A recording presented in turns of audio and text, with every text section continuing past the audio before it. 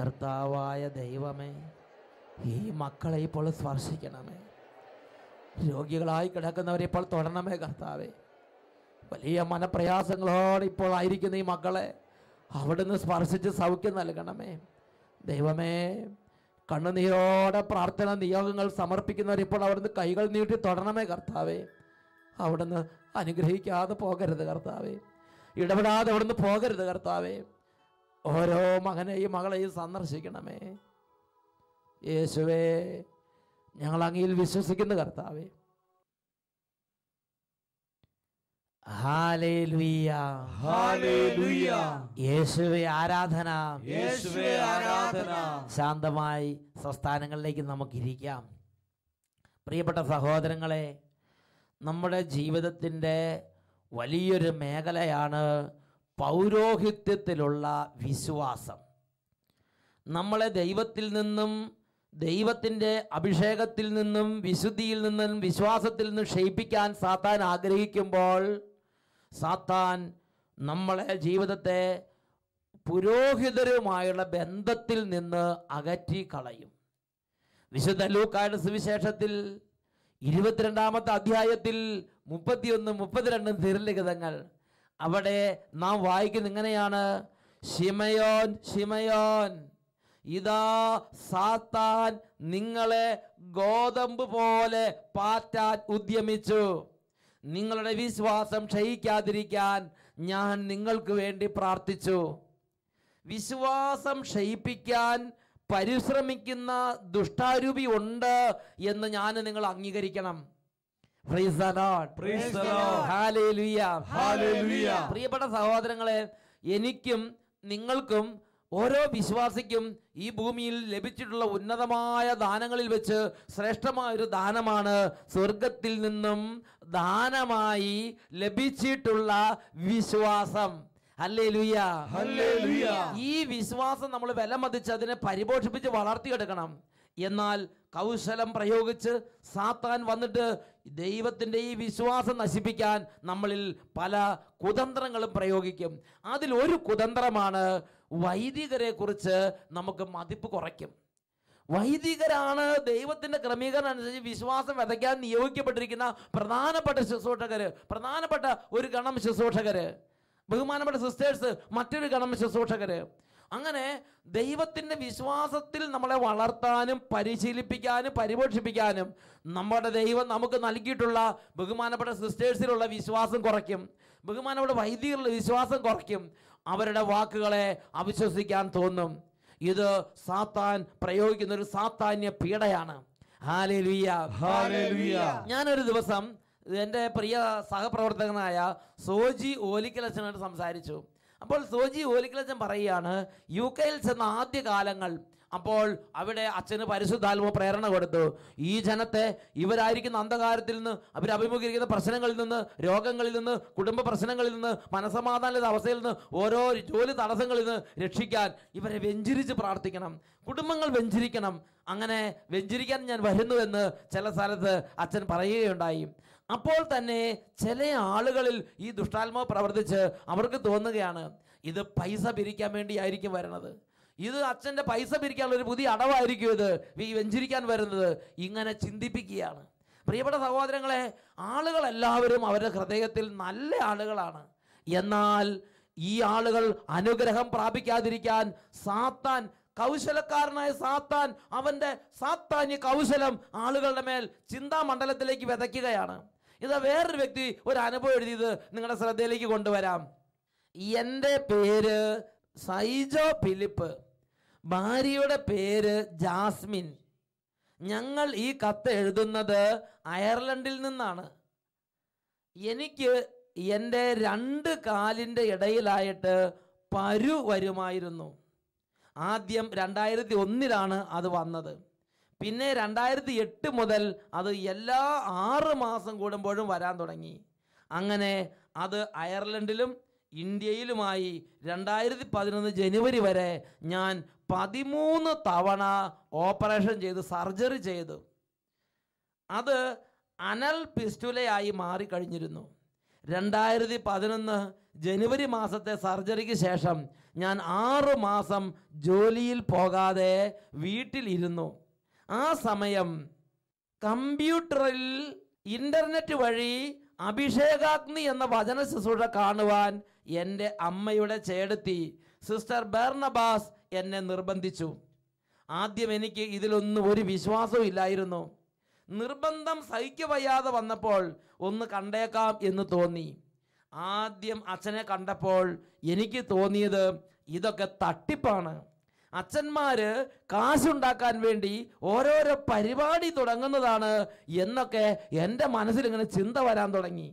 T വിയിലൂടെ അല്ലെങ്കിൽ കമ്പ്യൂട്ടറിൽ കൂടി കർത്താവ് അങ്ങ് ഇടപെടുമോ? ദൈവം അങ്ങനെയൊക്കെ ഇടപെടുന്ന ദൈവമാണോ? എൻ്റെ ചിന്തകളിൽ ഇങ്ങനെ കളകൾ സാത്താൻ വിതച്ചു. ആദ്യത്തെ പ്രാവശ്യം അഭിഷേകാഗ്നി കണ്ടപ്പോൾ എന്തോ അതിനോടൊരു ഇഷ്ടം എനിക്ക് തോന്നി. പിന്നെ മിക്ക ദിവസങ്ങളിലും ആരും വരെ നിർബന്ധിക്കുന്നില്ലെങ്കിലും ഞാൻ കമ്പ്യൂട്ടറിലൂടെ ഇൻ്റർനെറ്റ് വഴി ഈ അഭിഷേകാഗ്നി കാണാൻ തുടങ്ങി. അതിൻ്റെ ശക്തി അല്ലെങ്കിൽ അതിൻ്റെ അനുഗ്രഹം, അത്ഭുതമെന്ന് പറയട്ടെ, എൻ്റെ ജീവിതത്തിൽ വ്യാപരിക്കാൻ തുടങ്ങി. 2011 ഏപ്രിൽ 28 എനിക്ക് ഹോസ്പിറ്റലിൽ നിന്ന് അപ്പോയിൻമെൻറ്റ് കിട്ടിയതനുസരിച്ച് ഞാൻ രാവിലെ 8 മണിക്ക് തന്നെ ഹോസ്പിറ്റലിൽ ചെന്നു. എന്നാൽ ഹോസ്പിറ്റലിലെ കമ്പ്യൂട്ടറിൽ നിന്ന് എൻ്റെ പേര് മായ്ച്ചു കളഞ്ഞിരിക്കുന്നു. എൻ്റെ പേര് എങ്ങനെ മാറിപ്പോയി? ഞാൻ അവരോട് ദേഷ്യപ്പെട്ടു. അതായത് എൻ്റെ കയ്യിൽ അപ്പോയിൻമെൻറ്റ് ലെറ്റർ ഇരിപ്പുണ്ട്, പക്ഷേ എനിക്ക് ബെഡില്ല. അപ്പോൾ ഡോക്ടർ വന്ന് എന്നെ ആശ്വസിപ്പിച്ചു. അതിനുശേഷം അവർ എനിക്ക് അടുത്ത ഒരാഴ്ചയിലേക്ക് അപ്പോയിൻമെൻറ്റ് തന്നു. അതനുസരിച്ച് ഞാൻ ഡേ കെയർ യൂണിറ്റിൽ പോയി എന്നെ പരിശോധിച്ചു.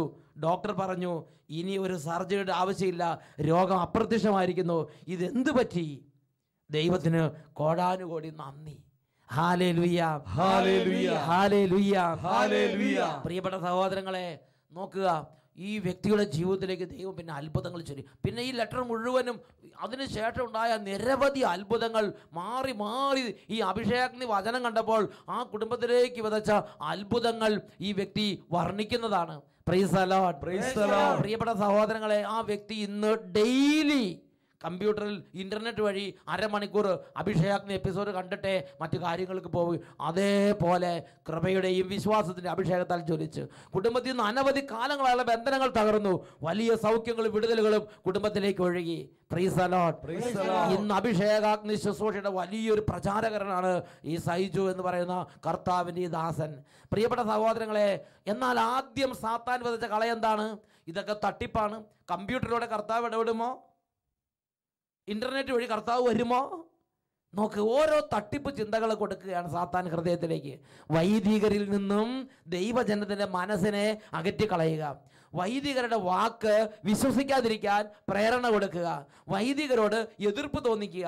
വൈദികരെ കാണുമ്പോൾ തന്നെ തട്ടിപ്പായിരിക്കും, കാശ് പിരിക്കാൻ വരുന്നതായിരിക്കും, ഇങ്ങനത്തെ ചിന്ത ഹൃദയത്തിലേക്ക് വിതയ്ക്കുക. ഇങ്ങനെ ഏതെങ്കിലും വിധത്തിൽ, അല്ലെങ്കിൽ ഇത് ചിലപ്പോൾ ശരിയല്ലായിരിക്കും, ശരിയല്ലാത്ത അച്ഛനായിരിക്കും, ഇങ്ങനത്തെ തോന്നൽ ജീവിതത്തിൽ ഏതെങ്കിലും ഒരു കാലത്ത് ഏതെങ്കിലും ഒരു അച്ഛൻ്റെ കുറവോ ദുഃഖമോ പ്രയാസമോ വീഴ്ചയോ കണ്ടിട്ട് പിന്നെ ഏത് അച്ഛനെ കണ്ടാലും ഈ അച്ഛൻ ആ അച്ഛനെ പോലെ ആയിരിക്കും, ഇങ്ങനെ ചിന്തിപ്പിക്കുക. ഇങ്ങനെ ഒരു 100,000 വിധത്തിൽ സാത്താൻ നമ്മുടെ ഹൃദയങ്ങളെ വശീകരിച്ച് വൈദികരിൽ നിന്നും ബഹുമാനപ്പെട്ട സിസ്റ്റേഴ്സിൽ നിന്നും തിരുസഭാ ശുശ്രൂഷകളിൽ നിന്നും തിരുസഭാ അധികാരികളിൽ നിന്നും വിശുദ്ധ കൂദാശകളിൽ നിന്നും ദേവാലയത്തിൽ നിന്നും ദേവാലയ കർമ്മങ്ങളിൽ നിന്നും നമ്മുടെ മനസ്സിനെ വ്യതിചലിപ്പിച്ചു കൊണ്ടുപോകും. പിന്നെ പള്ളി പോകാൻ താല്പര്യമില്ലാതെയാക്കും. പിന്നെ ഉണർവോടുകൂടി ദൈവത്തെ അന്വേഷിക്കാൻ താല്പര്യമില്ലാതെയാക്കും. ധ്യാനം കൂടാൻ താല്പര്യമില്ലാതെയാക്കും. ഇതിനെക്കുറിച്ച് നെഗറ്റീവ് ചിന്തകൾ നമ്മുടെ ഹൃദയങ്ങളിലേക്ക് വിതയ്ക്കും. ഉറക്കെ പറയാം, ഹല്ലേലൂയ, ഹല്ലേലൂയ, ഹല്ലേലൂയ, ഹല്ലേലൂയ. സാത്താൻ കളവിതയ്ക്കുന്ന മറ്റൊരു മേഖലയെക്കുറിച്ച് സംഖ്യയുടെ പുസ്തകത്തിൽ 12-ാമത്തെ അധ്യായത്തിൽ നമ്മൾ വായിക്കുന്നുണ്ട്. മോശയുടെ ഭാര്യയായ കുഷ്യ സ്ത്രീയെ പ്രതി മിറിയാമും അഹറോനും അവനെതിരായി സംസാരിച്ചു. കർത്താവ് മോശ വഴി മാത്രമാണോ സംസാരിച്ചിട്ടുള്ളത്? ഞങ്ങളിലൂടെയും സംസാരിച്ചിട്ടില്ലേ എന്ന് അവർ ചോദിച്ചു. കർത്താവ് അത് കേട്ടു. മോശ ഭൂമുഖത്തുള്ള എല്ലാ മനുഷ്യരിലും വെച്ച് സൗമ്യനായിരുന്നു. പ്രിയപ്പെട്ട സഹോദരങ്ങളെ, സംഖ്യയുടെ പുസ്തകം 12-ാം അധ്യായം 1-2 വാക്യങ്ങൾ ഒരു വലിയ സംഭവം വിശദീകരിക്കുകയാണ്. മോശയും അഹറോനും ഒറ്റക്കെട്ടായി ഒരുമിച്ച് കർത്താവിൻ്റെ ശുശ്രൂഷ ചെയ്തുകൊണ്ടിരിക്കുകയാണ്. ആ ശുശ്രൂഷയെല്ലാം കഴിഞ്ഞ് അഹറോൻ്റെ വീട്ടിൽ വരുമ്പോൾ അഹറോൻ്റെ ഭാര്യ മിറിയാമും നല്ല ആൾ തന്നെയാണ്, കുഴപ്പമൊന്നുമില്ല. അങ്ങനെ ഇത് രണ്ടും കൂടെ ഒരുമിച്ച് ചേരുമ്പോൾ ആവശ്യമില്ലാത്ത കളവചനങ്ങൾ വിതയ്ക്കാൻ തുടങ്ങുകയാണ്. ആവശ്യമില്ലാത്ത പാഴ്വാക്കുകൾ വരികയാണ്. ഉള്ളിൽ സാത്താൻ വിതയ്ക്കുകയാണ്. അത് ഒരാളുടെ ഉള്ളിൽ വിതച്ചാൽ ആ ആള് അടുത്തയാളുടെ ഉള്ളിലേക്ക് വിതയ്ക്കും. ഇത് മിറിയാമിൻ്റെ ഉള്ളിൽ സാത്താൻ ഈ പാഴ്വചനങ്ങൾ വിതച്ച്, അവിശ്വാസ വചനങ്ങൾ വിതച്ച്, മോശയ്ക്കെതിരെയുള്ള അവിശ്വാസ വചനങ്ങൾ വിതച്ച്, അത് ഈ മിറിയാം അഹറോൻ്റെ ഉള്ളിലേക്ക് വിതച്ച്. അതാണ് 12-ാം അധ്യായം 1-2 വാക്യങ്ങൾ. അവർ മോശയുടെ ഭാര്യയായ കുഷ്യ സ്ത്രീയെ പ്രതി മിറിയാമും അഹറോനും അവനെതിരായി സംസാരിച്ചു. എന്താ അവർ സംസാരിച്ചത്? കർത്താവ് മോശ വഴി മാത്രമാണോ സംസാരിച്ചിട്ടുള്ളത്? ഞങ്ങളിലൂടെയും സംസാരിച്ചിട്ടില്ലേ? ഞങ്ങളും അത്ര മോശക്കാരൊന്നുമല്ല.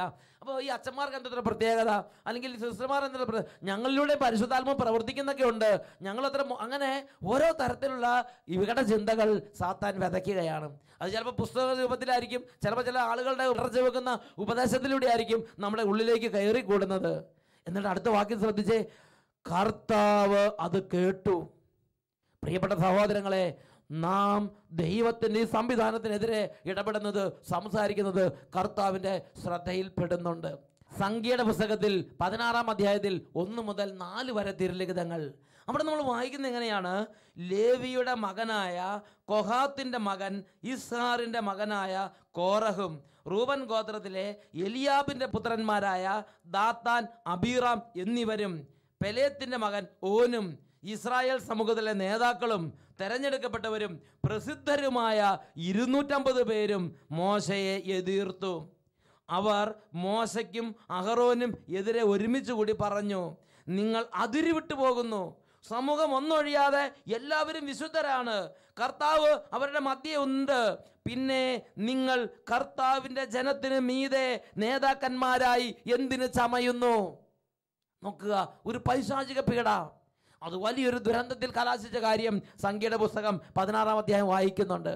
പ്രിയപ്പെട്ട സഹോദരങ്ങളെ, ഇതേപോലെ ഈ കാലഘട്ടത്തിൽ നിഷ്കളങ്കരായ നമ്മുടെ ഹൃദയങ്ങളിൽ സാത്താൻ വികട ചിന്തകൾ, മല്ലടിക്കുന്ന ചിന്തകൾ, എതിർ ചിന്തകൾ, മാത്സര്യ ചിന്തകൾ വൈദികർക്കെതിരെ വിതയ്ക്കുകയാണ്.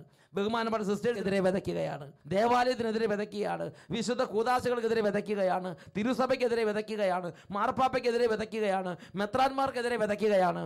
അങ്ങനെ സാത്താൻ്റെ കളകൾ നമ്മുടെ ഹൃദയത്തിൽ വളരുമ്പോൾ നാം സഭയുമായുള്ള വൈകാരിക അടുപ്പത്തിൽ നിന്ന് അകന്നു പോവുകയാണ്.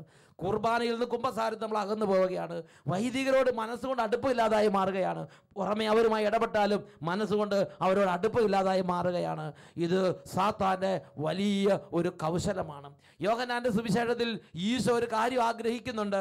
13-ാം അധ്യായം 20-ാം വാക്യത്തിൽ വായിക്കുകയാണ്, സത്യം സത്യമായി ഞാൻ നിങ്ങളോട് പറയുന്നു, ഞാൻ അയക്കുന്നവനെ സ്വീകരിക്കുന്നവൻ എന്നെയാണ് സ്വീകരിക്കുന്നത്. എന്നെ സ്വീകരിക്കുന്നവൻ എന്നെ അയച്ചവനെ സ്വീകരിക്കുന്നു. വേറൊരു വാക്കി പറഞ്ഞാൽ, യേശു അയച്ച ഒരു സിസ്റ്ററെ സ്വീകരിക്കുമ്പോൾ, യേശു അയച്ച ഒരച്ഛനെ സ്വീകരിക്കുമ്പോൾ പിതാവിനെയും പുത്രനെയും സ്വീകരിക്കുന്നതിന് തുല്യമായ ഒരു പ്രവൃത്തിയാണ് എന്ന് യേശു പഠിപ്പിക്കുകയാണ്. ഞാൻ അയച്ചവനെ സ്വീകരിക്കുന്നവൻ എന്നെയാണ് സ്വീകരിക്കുന്നത്, എന്നെ സ്വീകരിക്കുന്നതിൻ്റെ പിതാവിനെ സ്വീകരിക്കുന്നു. അവിടെ പരിശുദ്ധാത്മാവുണ്ട്. ത്രിത്വത്തെ ആണ് ആ വ്യക്തി സ്വീകരിക്കുന്നത് എന്ന് ഞാൻ നിങ്ങൾ തിരിച്ചറിയണം. കൗശലക്കാരന് സാത്താൻ ഇത് തടയാൻ ആഗ്രഹിക്കുകയാണ്. നാം ഒരു അച്ഛനെ സ്വീകരിക്കുമ്പോൾ, ഒരു അച്ഛനെ ബഹുമാനിക്കുമ്പോൾ, ഒരു സിസ്റ്ററിനെ സ്വീകരിക്കുമ്പോൾ, ഒരു സിസ്റ്ററിനെ ബഹുമാനിക്കുമ്പോൾ ത്രിത്വത്തിൻ്റെ വലിയൊരു സഹവാസം നമുക്ക് ലഭിക്കുകയാണ്. സാത്താൻ അത് ഇഷ്ടമല്ല. ഉറക്കെ പറയാം, ഹല്ലേലൂയ, ഹല്ലേലൂയ, ഹല്ലേലൂയ, ഹല്ലേലൂയ. ദൈവത്തിൻ്റെ വചനം വ്യക്തമായി ദൈവമക്കളെ പഠിപ്പിക്കുന്ന കാര്യമുണ്ട്. ഞാനാണ് ഈ പ്രവാചകന്മാരെ നിങ്ങളുടെ ഇടയിലേക്ക് അയച്ചത്, ഞാനാണ് ഇവരെ അയച്ചത് എന്ന് ദൈവവചനം ഡെഫിനറ്റായി നമുക്ക് ഉറപ്പ് തരുന്നുണ്ട്. നാം ഇത് വായിക്കുന്നത് ഹോസിയ പ്രവചനത്തിലാണ്. ഹോസിയയുടെ പുസ്തകത്തിൽ 12-ാമത്തെ അധ്യായത്തിൽ 10-ാമത്തെ തിരുലിഖിതം വചനം പഠിപ്പിക്കുകയാണ്, ഞാൻ പ്രവാചകന്മാരോട് സംസാരിച്ചു, ദർശനത്തിന് മേൽ ദർശനമരളിയതും അന്യോപദേശങ്ങൾ നൽകിയതും ഞാൻ തന്നെ. അപ്പോൾ പ്രവാചകന്മാരെ സംസാരിച്ച് അയച്ചതും ദർശനങ്ങൾ നൽകിയതും അന്യോപദേശങ്ങൾ എല്ലാം കർത്താവ് തന്നെ. ഹെബ്രായ ലേഖനത്തിൽ 5-ാം അധ്യായത്തിൽ 4-ാമത്തെ തിരുലിഖിതം വചനം പഠിപ്പിക്കുകയാണ്, അഹറോനെ പോലെ ദൈവത്താൽ തെരഞ്ഞെടുക്കപ്പെടാതെ ആരും സ്വയമേവ ഈ ബഹുമതി ഏറ്റെടുക്കുന്നില്ല. ഈ നിമിഷങ്ങളിൽ നമുക്കെല്ലാവർക്കും എഴുന്നേറ്റ് നിന്ന് പ്രാർത്ഥിക്കാം. ഇതാ ദൈവത്തിൻ്റെ അത്യുന്നത ശക്തി ഈ സമയം വ്യാപരിക്കുകയാണ്. കാലങ്ങളായി നമ്മുടെ ഹൃദയത്തിൽ സാത്താൻ ഇട്ടിട്ട് വെച്ചിട്ടുള്ള എല്ലാ കൗശലങ്ങളും, സാത്താന്യ പീഡകളും, സാത്താന്യ കൗശലങ്ങളും തകരണം. യേശുക്രിസ്തുവിന്റെ നാമം ഉയരണം, യേശുക്രിസ്തുവിന്റെ സഭ ഉയരണം, ദൈവരാജ്യം ഉയരണം. ഇരു കരങ്ങൾ ഉയർത്തി ഉറക്കം നമുക്ക് സ്തുതിക്കാം. Hallelujah, hallelujah. ഓ കർത്താവേ, അവിടുന്ന് തിരുസഭയ്ക്ക് നൽകിയിരിക്കുന്ന പൗരോഹിത്യത്തിന്റെ അധികാരം ഉപയോഗിച്ച് ഈ ദൈവമക്കളെയും ഇവരുടെ കുടുംബങ്ങളെയും പീഡിപ്പിക്കാൻ വേണ്ടി കച്ചകെട്ടി വയ്ക്കുന്ന സാത്താനെയും അവന്റെ കൂട്ടാളികളെയും യേശുവിന്റെ നാമത്തിൽ ശാസിക്കുന്നു, ബന്ധിക്കുന്നു, ബഹിഷ്കരിക്കുന്നു. വിട്ടുമാറി പോവട്ടെ. ആരാധന, ആരാധന, ആരാധന, ആരാധന, ആരാധന, ആരാധന, ആരാധന. നാമത്തിൽ വിട്ടുപോകട്ടെ. യേശുവേ, യേശുവേ, കാലങ്ങളെ പൈശാചികൾ തകരട്ടെ. Glory, glory, glory. യേശു നാമത്തിൽ തകരുന്നു.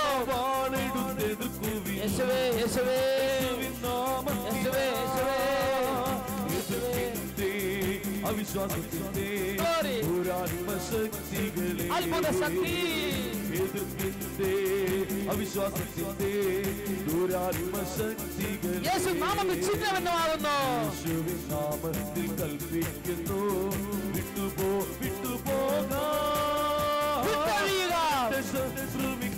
ആരാധന, ആരാധന, ആരാധന. യേശുവേ, യേശുവേ, യേശുവേ, യേശുവേ, ആരാധന, ആരാധന. യേശുവിൻ നാമത്തിനാ, യേശുവിൻ നാമത്തിനാ, യേശുവിൻ യേശുവേ, യേശുവേ, യേശുവേ. ആരാധന, ആരാധന, ആരാധന, ആരാധന, ആരാധന. Hallelujah, hallelujah. യോഹന്നാന്റെ സുവിശേഷം 13-ാം അധ്യായം 20-ാം തിരുലിഖിതം. ഞാൻ അയക്കുന്നവനെ സ്വീകരിക്കുന്നവൻ എന്നെ സ്വീകരിക്കുന്നു. Hallelujah, hallelujah. Price the Lord, Praise the Lord.